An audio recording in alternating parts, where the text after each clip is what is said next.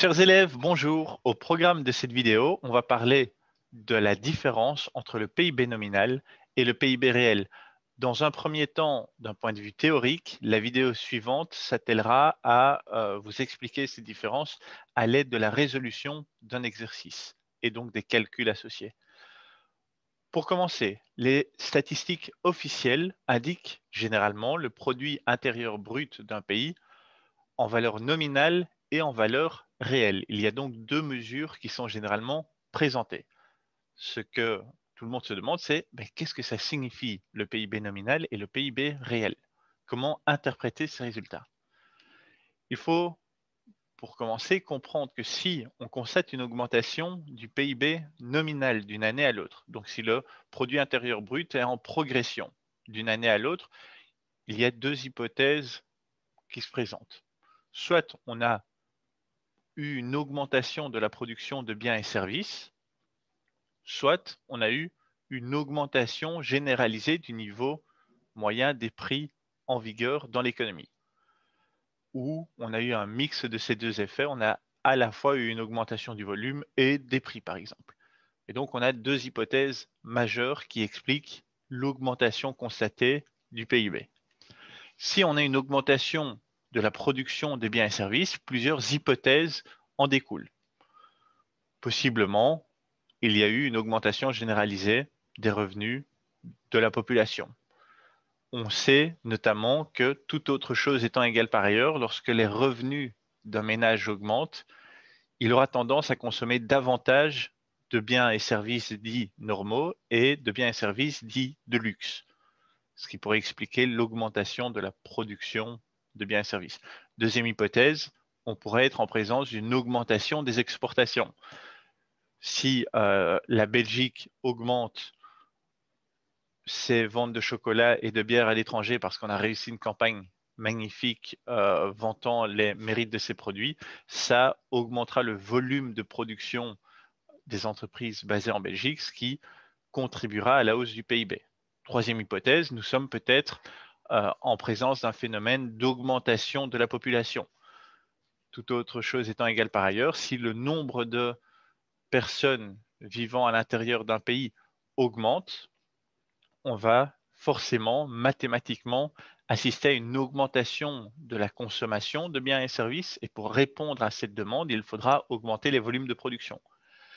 Quatrième hypothèse, on pourrait être en présence d'une amélioration du niveau moyen de qualité de vie qui se traduira en augmentation des volumes de production.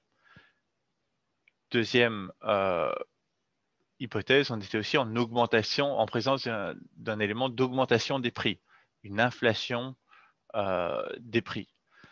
Si on est en présence d'un phénomène d'inflation, c'est-à-dire une augmentation généralisée et durable des prix dans une économie, il est très difficile pour nous d'évoquer une amélioration du bien-être économique. Or, c'est précisément ce que le PIB prétend mesurer.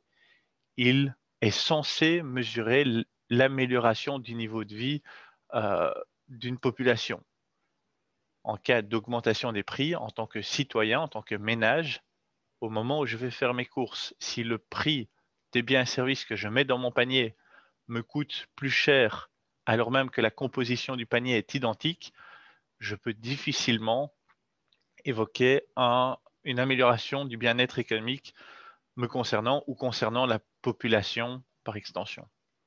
Il est donc hyper important d'avoir en tête ces deux éléments.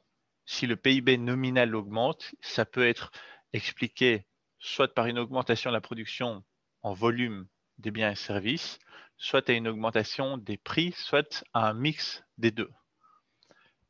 Cela étant dit, si on veut évaluer la croissance réelle de la production, c'est-à-dire en volume, il est absolument crucial de distinguer ces deux moteurs de croissance, volume et prix. D'où la nécessité d'affiner notre analyse. La question que vous vous posez sans doute est comment fait-on du coup pour évaluer la croissance réelle de la production? La réponse est simple, les économistes s'intéressent à ce qu'on appelle le PIB réel, qui va fournir la réponse à la question suivante. Quelle serait la valeur des biens et services produits cette année valorisés avec les prix en vigueur à tel moment déterminé du passé? Et alors, pour pouvoir réellement estimer l'évolution du PIB d'une année à l'autre, c'est-à-dire en excluant l'effet prix, il faut exclure l'inflation du calcul, annuler la croissance du PIB uniquement due à la croissance des prix. Bonne nouvelle, on y parvient avec le PIB. Grâce au PIB réel, on arrive à estimer réellement l'évolution du PIB d'une année à l'autre. Donc, en ne s'intéressant qu'à la croissance du volume, en faisant abstraction de l'accroissement des prix. Et pour rappel, donc l'inflation, c'est une perte de pouvoir d'achat de la monnaie qui se traduit par une augmentation générale et durable des prix.